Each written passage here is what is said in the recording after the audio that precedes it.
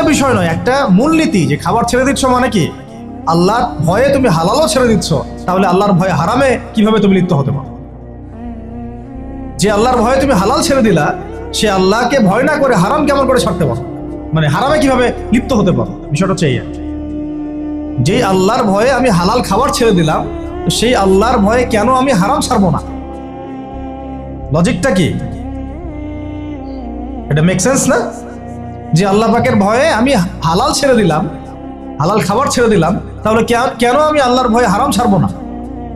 যে আল্লাহর ভয়ে আমি পানি ছেড়ে দিচ্ছি, পানি ছাড়া মানুষ বাঁচেই না, তো সেই আল্লাহর ভয়ে আমি কেন আমার নফসের প্রবৃত্তিগুলো ছাড়তে পারবো না?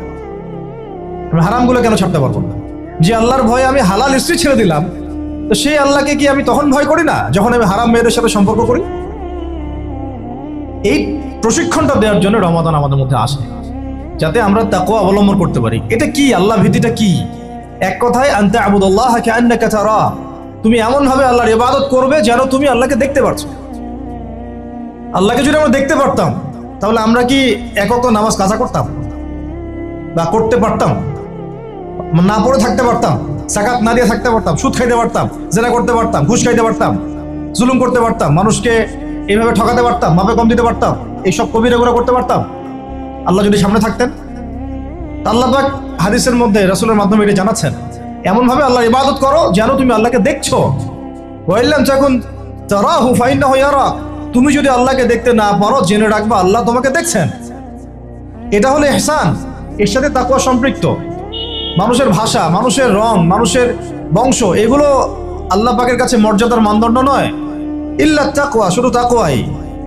ইন্না আকরামাকুম ইনদাল্লাহি আতকাকুম, তোমাদের মধ্যে সবচেয়ে আকরাম ব্যক্তি আল্লাহর কাছে সেই যে ব্যক্তি আল্লাহ পাকের কাছে অনেক বেশি মুত্তাকি, পরহেজগার।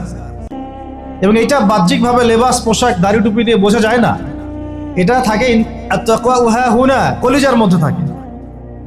আমার দাড়ি টুপি জুব্বা পাগড়ি দেখে আপনি বলতে পারবেন না যে আমি খুব মুত্তাকি মানুষ, এটা বলার কোনো সুযোগই নাই। আপনি ধারণা করতে পারেন সর্বোচ্চ হতে পারে মানুষটা ভালো, কিন্তু সে কতটুকু ভালো, কতটুকু মুত্তাকি, এটা আল্লাহ ছাড়া কেউ জানেন না। আর এই রমাজানে কি হয়েছে? কেন রমাজানে এত করে আমরা আয়োজন করছি, সওম রাখছি, যাকাত দিচ্ছি, তারাবি পড়ছি? আসলে খাসিয়াত কি? রমাজানের খাসিয়াতটা কি? খাসিয়াত হচ্ছে এই মাসে কোরআন নাজিল হয়েছে। সুবহানাল্লাহ। যদি কোরআন শাবানে নাজিল হতো, হয়তো শাবানের এক মাস আমরা রোজা রাখতাম, কিন্তু কোরআন নাজিল হয়েছে রমাদানে, লাইলাতুল কদরে। ইন্না আনজালনাহু ফি লাইলাতুল কদর, এটা 1000 মাসের চাইতেও উত্তম। ফেরেশতাগণ নেমে আসেন, জিবরাইল আলাইহিস সালাম নেমে আসেন, সালাম শান্তি বর্ষিত হতে থাকে। এটা রমাদানের শেষ দশকে আছে। এই রমাদানে কোরআন নাজিল হয়েছে। কি উদ্দেশ্যে কোরআন নাজিল হয়েছে? 40 দিন পড়ার জন্য, নিশ্চয়ই 3 দিনের দিন পড়ার জন্য, বছরে একবার খোলার জন্য, সারা বছর ধুলায় পড়ে থাকবে আমার মেসের উপরে, এই জন্যে। আর আপনারা বুকে হাত দিয়ে বলেন তো, কতজন মানুষ আছেন এখানে, বা এই ওয়াজ যারা শুনবেন, নসিহত যারা শুনবেন, কতজন মানুষ আছে যারা ডেইলি কোরআন খুলে বাংলাদেশের মাটিতে? এই বাংলাদেশের 90% মুসলিমের দেশে কতজন মুসলিম আছেন যারা ডেইলি কোরআন খুলে দেখেন? অন্তত খুলে দেখেন একবার, অন্তত খুলে দেখেন একবার। কতজন কোরআন, মানে কতটা বাড়ি আছে বাংলাদেশে যে বাড়িগুলোতে কোরআন পরিষ্কার পরিচ্ছন্ন আছে, ধুলো পড়ে যায় নাই? কয়টা বাড়ি পাবেন? বহু বাড়ি দেখবেন কোরআন পড়ে আছে উপরে ধুলায় ভর্তি। কোরআনের উপর ধুলা পড়েছে মানে কি জানেন? তার দিনের উপরই ধুলা পড়ে গেছে, তার কলমের উপরই ধুলা পড়ে গেছে, তার দুনিয়াও হালাক, আখিরাতও হালাক। ইল্লা মাশাআল্লাহ, ইল্লা মাশাআল্লাহ। আর আরো তো স্ট্রং ওয়ার্ডে গেলামই না, যে কোরআন কত % মানুষ পড়তে পারে সেটা জরিপ করে দেখেন। 90% মুসলিমের দেশ, শিক্ষা বিভাগে কোরআন নাই।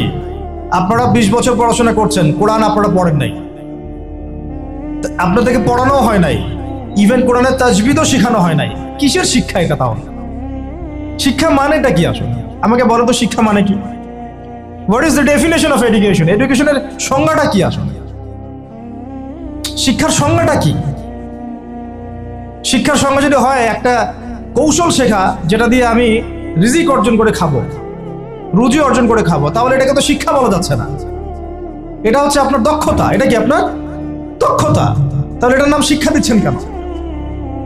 পুরো শিক্ষা সিস্টেম আমাদেরকে দিন বিবর্জিত করে ফেললো।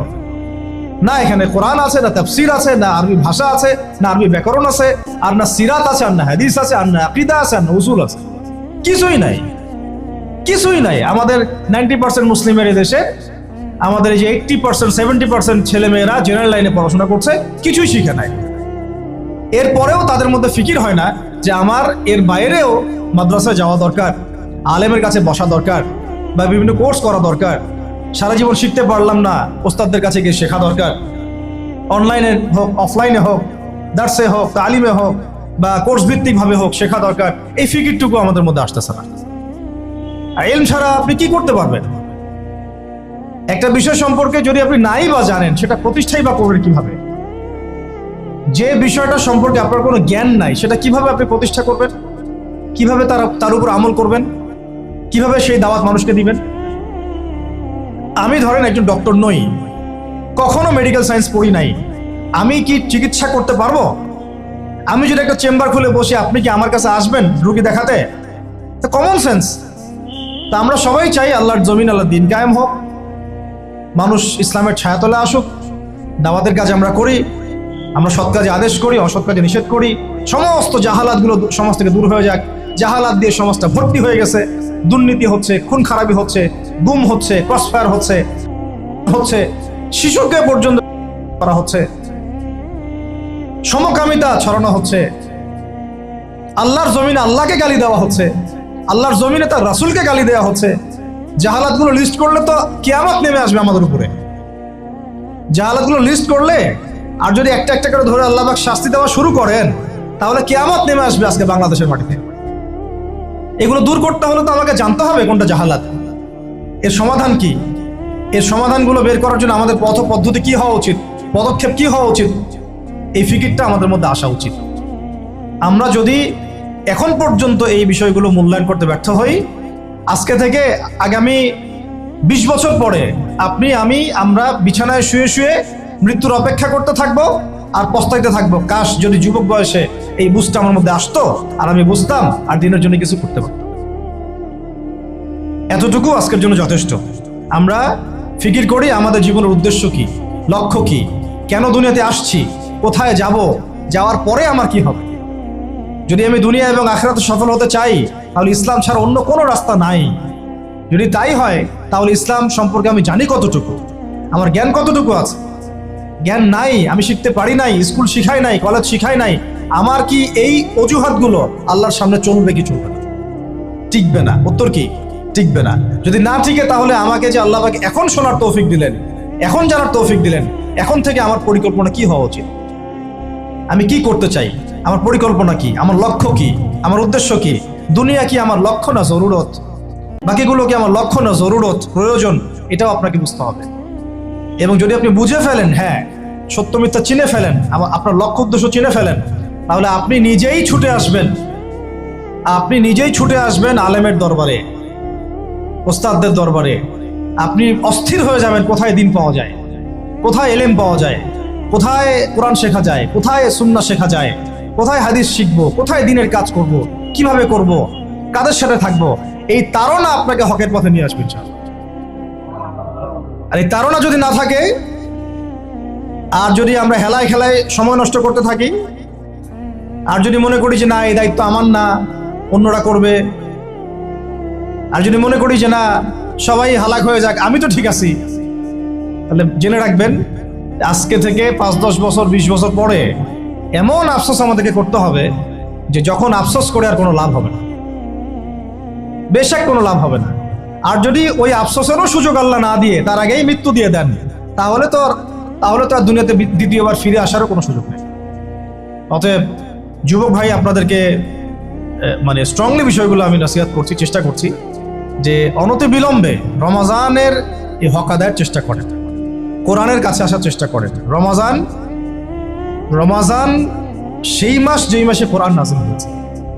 এই মাসে যদি কোরআন শিখতে না পারি, ইলম শিখতে না পারি, ওলামায়ে কেরামদের সোহবতে না আসি, ঐক্যবদ্ধ হতে না পারি, সমাজের জাহালাতগুলো চিহ্নিত করতে না পারি, দাওয়াতের মাধ্যমে, তাবলীগের মাধ্যমে, প্রতিবাদের মাধ্যমে যদি এগুলোকে আমরা বন্ধ করতে না পারি, তাহলে বাংলার 90% সংখ্যাগরিষ্ঠ মুসলিমের দেশেও আমরা কোনোদিনও স্বাধীন হতে পারবো না, বরং আমাদের উপরে ছড়ি ঘোরাবে পশ্চিমারা, হিন্দুত্ববাদীরা, উগ্রবাদীরা, সমাজের মুনাফেকরা, ফাসেকরা, জালেমরা, ফ্যাসিস্টরা। এরা আমাদেরকে দাসের মতো দাসত্বের শৃঙ্খলা আবদ্ধ করে রেখে দিবে। এখান থেকে কি আপনারা বের হতে চান না? যদি এখান থেকে আমরা বের হতে চাই, তাহলে আমরা সবাইকে যার যার জায়গা থেকে চিন্তা করতে হবে, কাজ করতে হবে, এবং যারা কাজ করছেন তাদের সাথে জুড়ে থাকতে হবে।